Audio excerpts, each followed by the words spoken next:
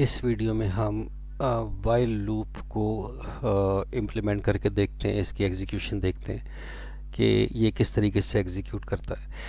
अच्छा जी, जैसे कि हम लोग पहले डिस्कस कर चुके हैं कि इसको हम प्री टेस्ट लूप भी कहते हैं। प्री टेस्ट का मतलब ये है कि पहले कंडीशन चेक होगी, अगर कंडीशन ट्रू होगी तो ये लूप एग्जीक्यूट होगा, अदरवाइज़ ये एग्जीक्यूट नहीं होगा। ठीक है, तो इसलिए इसको प्री टेस्ट लूप कहा जाता है। अच्छा जी, अब हम लोगों ने क्या किया है कि जो इनिशियलाइजेशन थी वो हमने लूप से पहले की। हमने कहा कि इंटीजर आई हमने डिक्लेयर किया और इसको इनिशियलाइज कर दिया एज वन, तो अब आई की वैल्यू क्या होगी, वन होगी। हमने यहाँ पर अब वाइल लूप शुरू किया और यहाँ पर जो कंडीशन है इसको अब हम लोगों ने कहा कि i is less than equal to 10। अब आई की वैल्यू क्या है, वो वन है।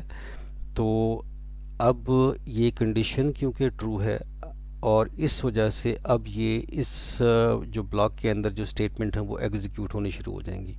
हमने यहाँ पर कहा कि आई की वैल्यू को डिस्प्ले करना है और इसके बाद नेक्स्ट लाइन पे चला जाना है। एंड लाइन का मतलब है नेक्स्ट लाइन।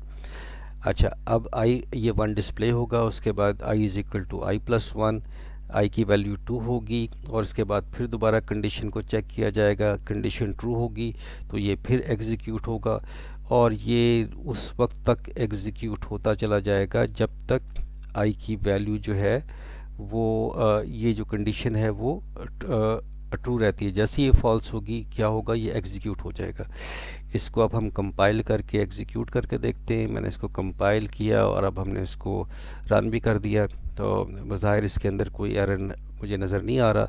तो यहाँ पर आप देख सकते हैं कि 1 से लेकर 10 तक इसने क्या कर दिया, इसको डिस्प्ले कर दिया।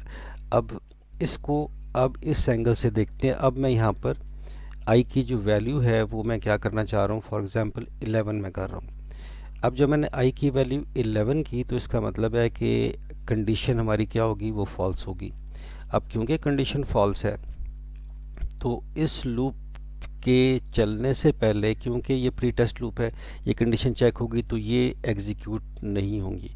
तो इसको एग्जीक्यूट करके देखते हैं, इसको कंपाइल रन करें तो हमें पता है कि क्योंकि ये कंडीशन फॉल्स है तो ये कुछ भी एग्जीक्यूट नहीं होगा। तो ये जो ब्लॉक है ये एग्जीक्यूट यहाँ पर नहीं हुआ।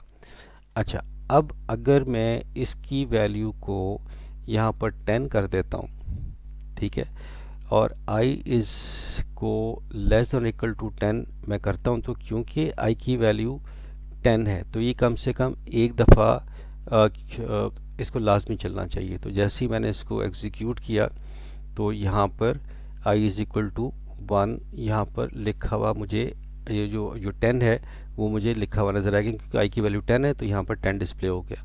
और 10 के बाद जब यहाँ पर आया तो इसने इसको 11 किया और ये लूप हमारा क्या हो गया, एग्ज़िट हो गया।